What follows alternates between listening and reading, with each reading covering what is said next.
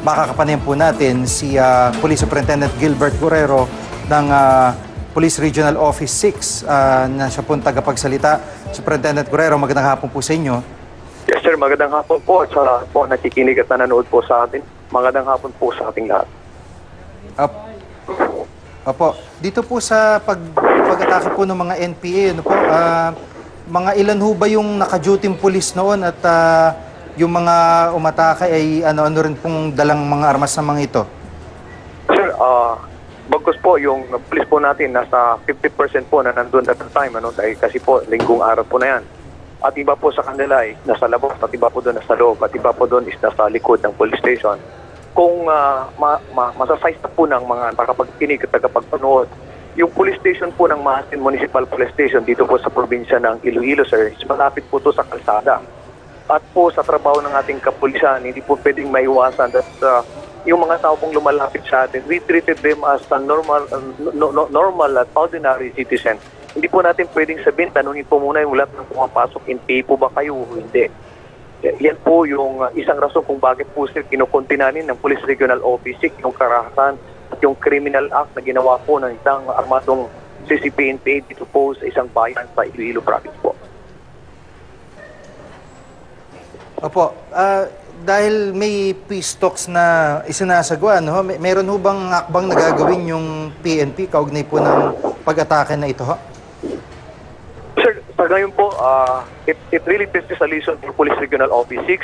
Kaya nasa full alert po tayo ngayon, but mayroon po tayong mga major operations this time in cooperations and in coordination with the Philippine Army and the Special Action Force. This is part of the target hardening measures that we are doing. Alam po naman natin for Western Visayas po sir, this is unit, malapit po tayo sa coastal at malapit din po tayo sa mga kabundukan. At hindi lang po Mahasin yung hinterland municipality dito po sa Rayon Sais, lalong-lalo na po sa probinsya ng Iloilo.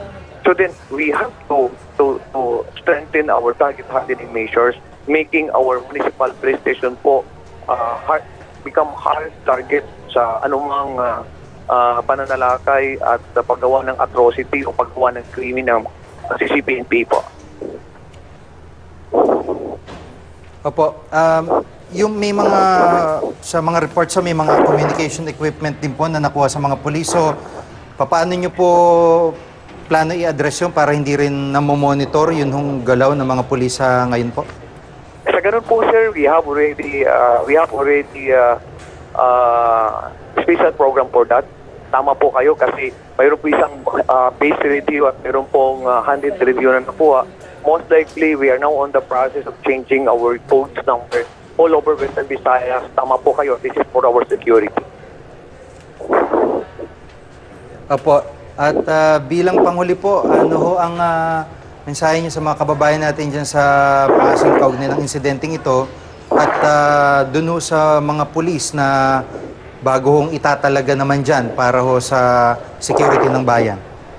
Yes, Sir, we would like again to remind our uniformed personnel, our Philippine National Police, our will to fight and our patriotism to the government. Hindi po madali yung trabaho na pinasok po natin, but we have to stand to protect our citizenry at the same time our organization. It would be a challenge for the newly installed, hindi lang po yung bagong hepe, kasana po ron yung 23 na mga miyembro na bagong assign kasi nililib po sila lahat. At the same manner, we will be conducting investigations for the police officers who are on duty and or at off.